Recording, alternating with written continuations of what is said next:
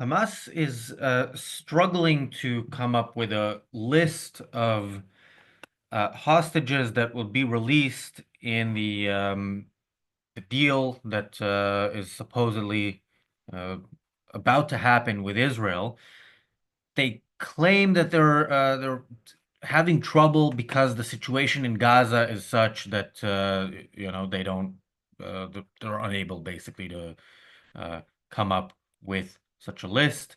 Um, of course, uh, the fact of the matter is, uh, when uh, uh, when hostages were released, one thing we saw pretty clearly was that and heard from them, and both when hostages were released and when hostages were rescued, that it is actually uh, civilians for the most part who held these hostages and uh, rather than Hamas. Now, Hamas also says that part of the issue is they're held by other organizations, but the fact of the matter is they may be held in some cases by other organizations, terrorist organizations that Hamas chose to have take part in it.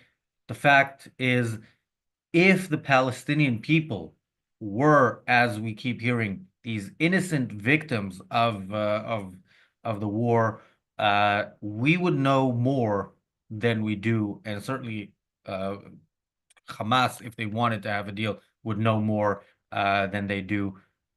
Bottom line, nobody really knows where the hostages are and if they can be released in such a deal. We also hear from Hamas that uh, who is released at what stage of a deal or in a partial deal is uh, they will let us know when it happens rather than in advance. So this is what happens when you choose to negotiate with terrorists rather than say, okay, these people can only be dealt with through force in the way that they have dealt uh, with us and the way that they have chosen to conduct themselves. Unfortunately, it does look like Israel is looking for any way to capitulate, and it does look like it's likely to be something that needs to happen by the time Trump takes office. Let's hope that's not the case. Welcome to the Daily Objective, Daniel. Your thoughts on the latest story where Hamas struggling to come up with hostages? Yeah, I mean, there is this term that I've heard somewhere. I'm not sure who originated it and also what it was originated for. The term is decentralized tyranny. And I think most people use it in a slightly different context. I don't know who is the original of this phrase. It just, when I read about this story, that's the first thing that came to mind. This is really a state, well, state as in a state of affairs in Gaza, not a state as in there is no pretty much there is no central authority in Gaza besides Israel. There is nothing that has any sort of form of control. Yet they keep manage to attack Israel. They are still managing to hold the hostages. They are still able to fight against Israel. And really, the idea of decentralized tyranny fits perfectly here. It's just a bunch of small uh, uh, enclaves, small resistance groups still fighting against Israel. And that's why they are not even able to negotiate. And that, maybe goes to, as of course, as sad that it is that we might not be able to get the hostages back, not to mention, uh, at this point, probably most of them are unfortunately dead. But um, yeah, it is. They are at the state of that no single person even knows where the hostages are. No single Hamas member knows where all the hostages are. As you said, it's civilians holding them in many cases. It's different organizations, be it different wing of Hamas or Palestinian Islamic Jihad or any other terrorist group that is in Gaza. They cannot even get all of them, and it really shows um, the uncoordinated nature of Hamas, of these terrorist groups, because they have no willingness to or they have no desire to be united in any sort of way. They have no desire to form any sort of government that would, actually uh, have like governance over its people. It's just a staging ground to attack Israelis in any way they can. And if it means, and also, when no single person knows where the hostages are, where all the hostages are, it also makes it impossible for Israel to just capture and interrogate some people or get some information from Hamas and be able to get the hostages. This is on purpose done in this way to maximize the damage on Israel, to maximize the strategical, basically, like, to hurt Israel as much as possible. There is real no desire to actually, build something. I mean, the whole reason why we're here is because Hamas has tried to kill, and the Palestinian people who have engaged on October 7th have tried to kill as many Israelis as possible and kidnap hundreds of them so they could get their terrorists back and try again. So, this story, I don't think this is the first time we hear about the fact that Hamas might not even know where all the hostages are, or at least no single person knows where all the hostages are. But it's great, again, to get a confirmation. Um, but it's still really, sad, the fact that, yeah, many of those hostages will not be able to maybe even be recovered for a long time. Yeah. Thank you, Bonnie, for the super chat. Chuck Norris Gun Club says in the chat, Sinwar's brilliant idea. The hostages were dispersed among the population and no one person knew where they were. Yeah, I mean the whole thing was planned with an understanding by Sinwar and by the Palestinians, an understanding of Israel that Israel doesn't seem to have of the Palestinians, or intentionally ignores the knowledge that they have of the Palestinians. But Sinwar knew this about Israel, that if you take hostages, Israel will give in to you, including actually giving up the legitimate goals of the war, which is the destruction of at least the military capabilities of the Palestinians, if not beyond that, as we would advocate for. So but what Sinwar also knew, and what Hamas knew, is who the Palestinians are. They knew that they could have hundreds of Israelis being held by families. The families will obviously not say anything. Their neighbors won't say anything. Their friends won't say anything. We heard from hostages who are no longer hostages how they would have people come to them as like some sort of exhibition of look, here are some hostages. This was something that the Palestinian people, we've said often on this channel, they are completely united in. There are a lot of things they disagree about, but they are completely united in the goal of exterminating the Jews. And we saw the way many of them participated in October 7th, many who weren't Hamas.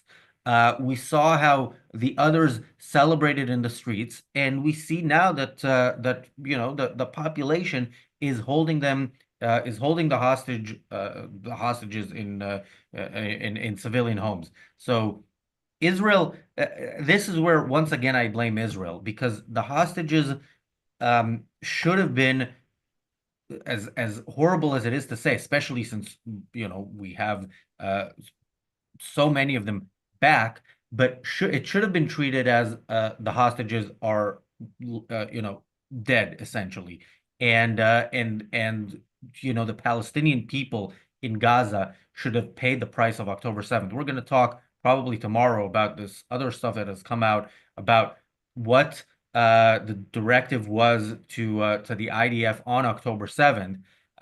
But it was, the spoiler for tomorrow's show, it was essentially, try to maybe don't try as hard as in the past to avoid civilian casualties, but still try. And that's amazing. On October 7th, Israel was concerned with Palestinian civilians rather than with its own civilians, and with ensuring that the other side is destroyed. So yeah, Israel is operating on different levels of capitulation. And we've said, we've seen more militarily from Israel than we expected, and kudos for that. But still, the mindset of, you know, Palestinian civilians are innocent and Hamas is a negotiating partner is a mindset by which you lose a war. Yeah, and someone in the chat says Israel had a chance to get the hostages back, but Israel would not leave Gaza. Netanyahu chose land over loved ones, and now again, I don't know specifically what is Netanyahu's goal, but what the goal should be is to prevent October 7th from happening again, to make sure Israel is secure and destroying Hamas, destroying the Palestinian spirit that, or the idea of the Palestinians that allowed October 7th to happen, that is still making uh, Palestinians largely supportive of Hamas. I think Aitan Fishberger recently posted on X a recent poll where I think two-thirds of Palestinians in Gaza believe Hamas should play a role after this war, that either together with Fatah, I think most of large percentage, about half of them, believe there should be some sort of united front between Fatah and Hamas to make the future for Gaza, and many of them believed Hamas should alone set the future for Hamas. So the most scary part about the October 7th aftermath, or sort of this wars, the way it was waged and the way it's going, is the fact that Palestinians still think Hamas is a good idea. Palestinians still think, after, we keep hearing they are on the brink of starvation. The humanitarian crisis in Gaza, it's on par with genocide. There is no other way to call it than genocide. They are, living under apartheid. It's an open air prison. You could go on and on with all the terms they are using. Yet the what caused this war, Hamas, starting October 7th, that warranted Israeli response, they still believe that the party that engaged in that should be put back in place. So the Palestinians, I'm trying to see what's going on here. The Palestinians, maybe they just want to be starved. They just want to live in open air prison. If this is sort of like what's being put in together, that uh, yeah, I mean, there's just so many concepts going through my head. I'm even having a hard time to grasp it all around. But yeah, the fact that Palestinians still support Hamas or support this terrorist organization, uh, again, that's insane. And the idea that, the goal right now should be for Israel to negotiate with Hamas to make sure Hamas survives is just ensuring that something like this will happen again. This is not the first time that there was an attack. October 7th was not the first time there was some terrorist action coming out of Gaza. And unless something drastic is done, something major is done, this is unfortunately not going to be the last time. And, as we always say, any Israeli that dies in Gaza is sad, is really unfortunate, but it's on the hands of Hamas, and Israel's responsibility should be towards all of their citizens, should be towards continuation of the state, for making sure and this is not just Jews, any Israelis. I mean, there were Arab hostages, there were Arabs, Israeli Arabs that died on October 7th. They are also threatened. Any civilized person in the Middle East is their survival, their continued existence is relying upon continuation of the Israeli state. Yeah. Uh, to say October 7th isn't the first time that terrorism came out of Gaza is a major understatement. I mean, and terrorism from Gaza, was getting worse and worse, the more they were exercising their right to self-determination. And of course, when they had a vote, yeah, it was nearly 20 years ago, but they voted for Hamas, and it's no surprise that today they would vote for Hamas.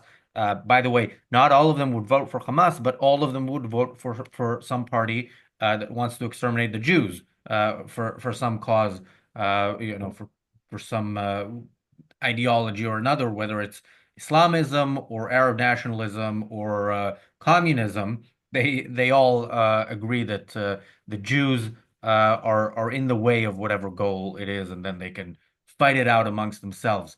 Um, Thank you, Larry, for the super chat. Larry says, "Happy birthday, Razi." Thank you. Um, Deborah said earlier in the chat, notice how Hamas is once again making demands. Then, when Israel agrees, Hamas changes its demands.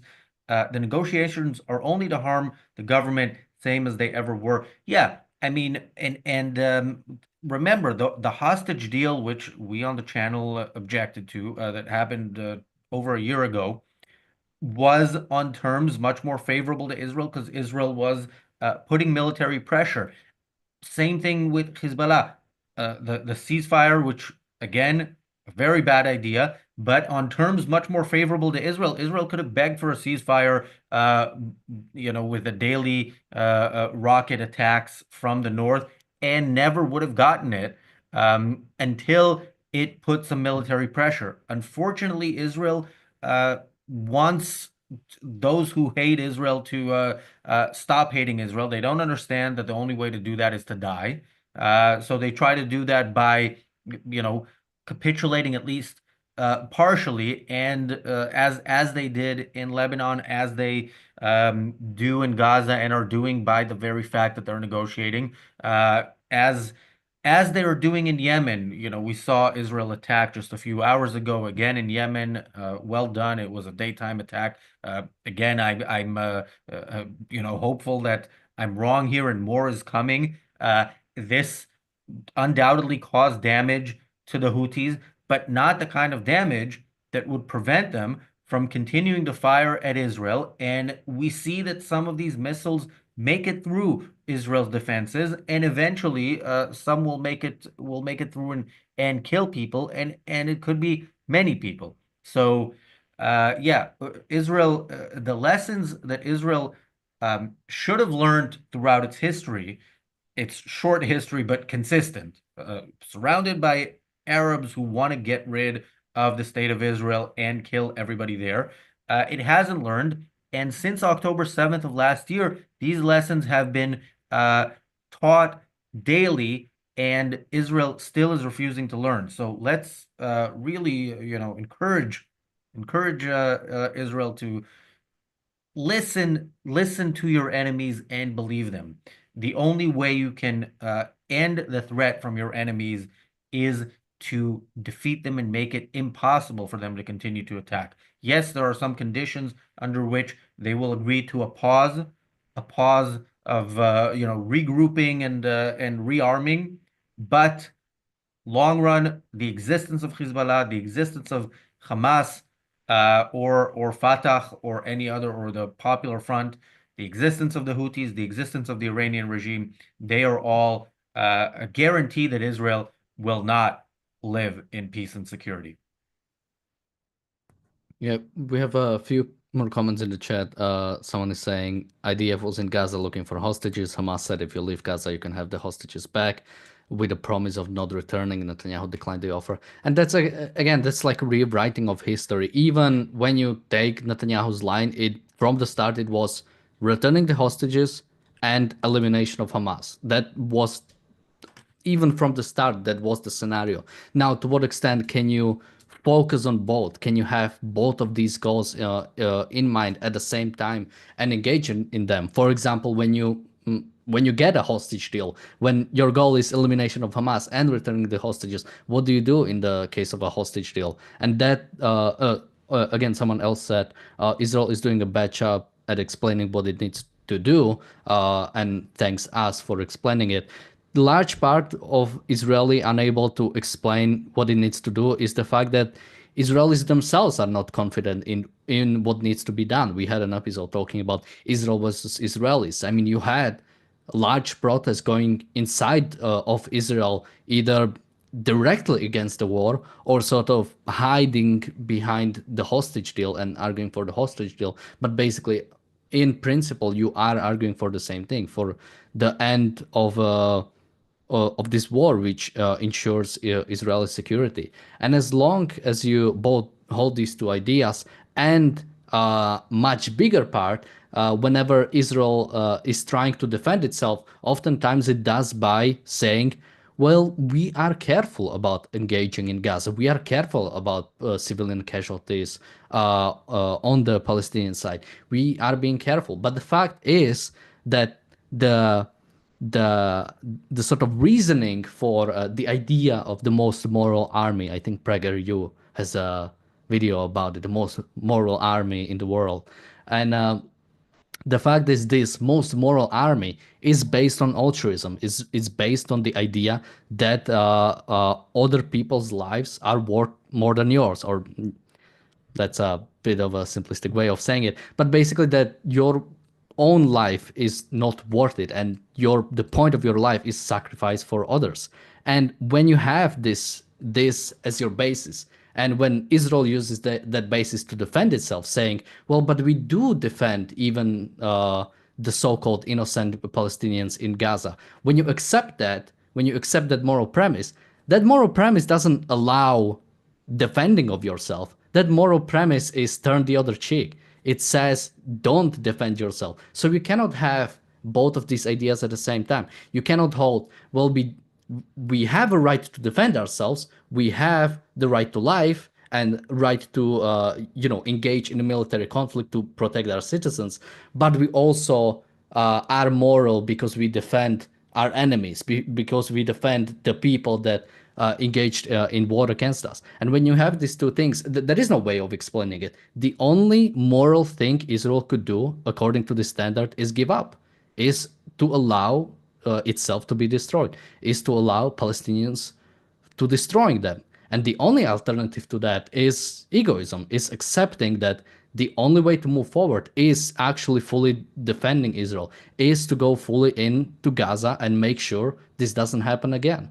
Um, so while Israel cannot defend itself, no one can defend Israel unless they fully accept egoistic approach to morality. Yeah, I mean, the most moral armies that we've seen fight wars in the last 100 years are the armies that destroyed Hamburg and Dresden and Berlin and Tokyo and nuked Okay, Hiroshima. careful. Berlin was destroyed by the Soviets. Okay, well, but the act of destroying Berlin was absolutely justified, although yeah, for different reasons. But yeah, the actions taken against the Germans and the Japanese were right, and nobody said, uh, "But yeah, let's avoid civilian casualties." No, they wanted civilian casualties because they wanted the people to pay for the war that they had started. And those countries are now some of the more civilized countries, in the world. So yeah, humanitarian aid to the enemy at a time of war was not a thing back then. That was moral. Thank you, Wes, for the super chat. There was a comment here somewhere that I wanted to, yeah. Chuck Norris Gun Club says the good news is Biden is out and Trump is in, can only be good for Israel. Yeah, I mean, Biden being out is great. Will Trump be great for Israel? That remains to be seen. Look, what he did in his first term, moving the embassy to Jerusalem, recognizing the Golan Heights and so forth. That's great, but that doesn't mean that that he's going to be great in war as well when it comes to supporting Israel.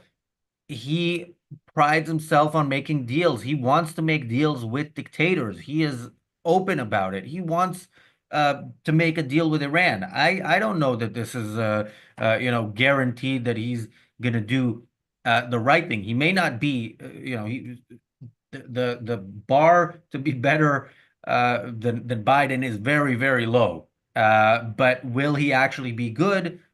I don't know. I hope he will support Israel in fighting fully against whoever Israel needs to fight against, and participate when it comes to Iran and the Houthis.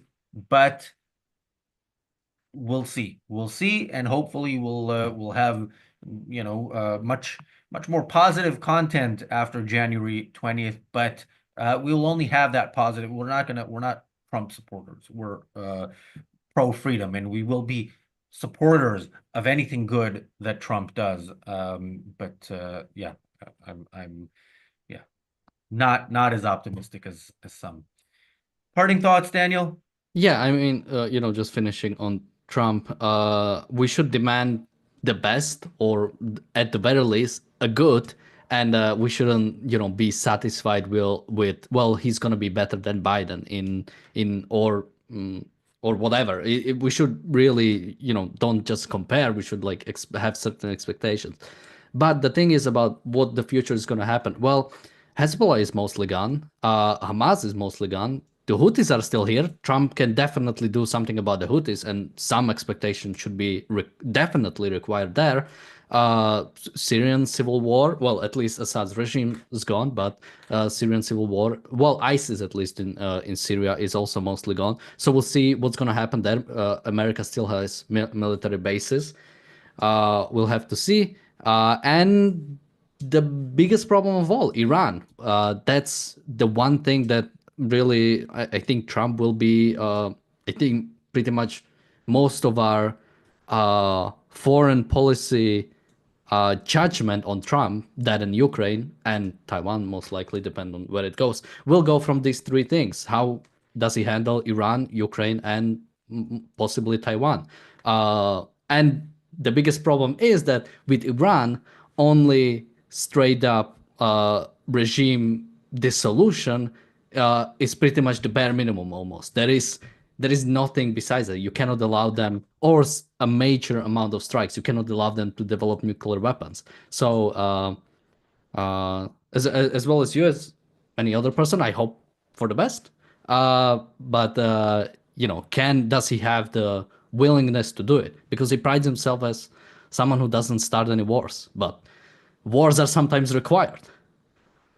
Yeah, yeah, and there's too many mostly gone there in that Yeah. statement. Yeah, Hamas, Hezbollah, if they were completely gone, that would be great, and that would be a major step towards peace. Yeah, peace is achieved by eliminating the possibility of war, and that means eliminating certainly the military capabilities of Israel's enemies, and then uh, making it so that the civilians will not want to start a war again. Okay, all right. We've talked about anti-Semitic Jews, and we're going to talk about another one on the reality show. Zachary Foster is the topic of today's episode of the reality show. Thanks, Daniel. Thanks, everybody, for watching today's episode of the Daily Objective. Thanks for the birthday wishes. We'll see you in a couple of minutes on the reality show.